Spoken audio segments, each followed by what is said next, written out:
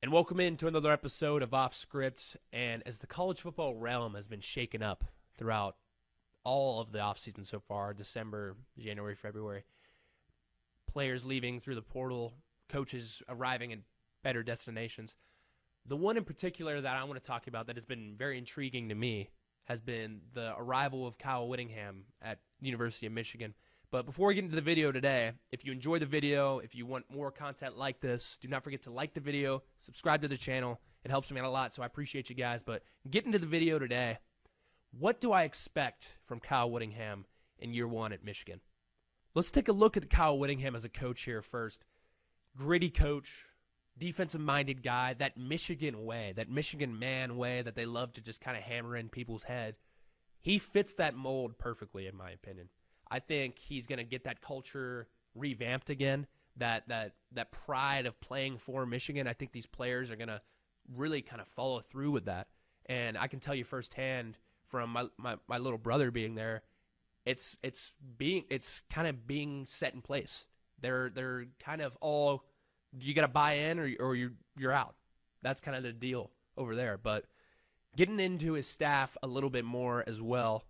Jason Beck coming in from Utah, one of the better OCs throughout the entire college football world, was really good in the Big 12. Can that also transfer over to the Big 10? It remains to be seen. But some of his accolades from last year, just about the offense in general, fourth in the nation in scoring. So you expect to score points with this guy, especially with a young, developing quarterback like Bryce Underwood. Hopefully you score points with this guy. Second in rushing, which I'm beaming if I'm a Michigan fan, because usually that's the bread and butter, having two or three guys deep at the running back position, having a stellar O-line up front, and continuing to pound the rock. That is the Michigan way. That is Michigan football, is just ground and pound, running the football down your opponent's throat. So second in rushing, I'm excited for that if I'm a Michigan fan. And then fifth in total offense. Here's my take on this. I think this is one of those cases that this Michigan offense, it's going to be a complete and utter shift from last year, where the offense was not there. Underwood had no receivers to throw to. It was very reliant on the run game last year. But this year, if you get a couple receivers from the portal, if you have development finally in the receivers and a couple tight ends here, maybe it's an air raid offense now, and maybe you don't have to rely as much on the run game, but also still have a pretty stellar run game. And then you're also thinking, okay, wait, is our offense better than our defense? When was the last time that happened? You could argue 2023 with McCarthy and Roman Wilson, two-headed monster with Donovan Edwards and Blake Corum, but still, that would be almost a nice change of pace. I don't know how you'd feel about that. Let me know in the comments if you would like an offense better than your defense. But in general, I feel like Michigan defense is also extremely stellar every single year. And speaking of the defense, Jay Hill, former defensive coordinator at BYU, also Big 12 guy. So he's bringing in all the Big 12 guys now to the Big 10. But looking at his accolades in 2025, BYU was fifth in red zone D. So you're going to stop them in the red zone, hold them to 3, hopefully, not get touchdowns. That wins games. Speaking of winning games as well, 7th in interceptions, turnovers. That is huge in the Big 10, especially with this schedule coming up. And we'll get into that in a little bit. But 7th interceptions, especially with the talent gap between BYU and Michigan.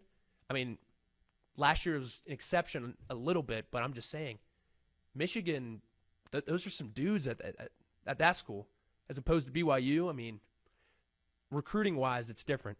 And then 19th on third down defense in the entire nation. So your defense is going to get off the field. That is what you want. But this is shaping up to be one of the potentially better Michigan teams we've seen in a while. Excited to see what they'll do in spring, kind of what they'll kind of show. So I can't get, too excited yet, but there's a lot of expectations there for me, especially with Whittingham being there and his, like I said, the culture he brings. So there's anticipation. And also I want to add that Whittingham actually decided to keep Kerry Coombs and Tony Alford, both exceptional coaches in my opinion. They coached me when I was at Ohio State, but they're now at Michigan, which is actually incredibly interesting. But still, nonetheless, great people, great recruiters too. They're going to bring in a lot of talent and have so far. I mean, look at Coach Alford's track record so far at Michigan.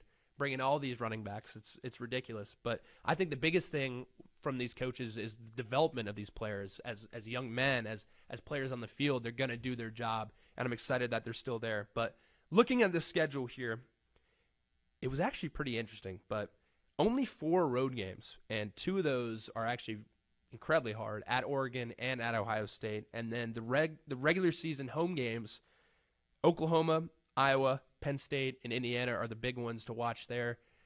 It's not an easy schedule. It really is not an easy schedule. And when looking at this, I'm thinking, what do I expect from Kyle Whittingham?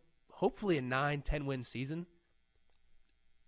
I'm thinking 10, just so you have those playoff hopes there.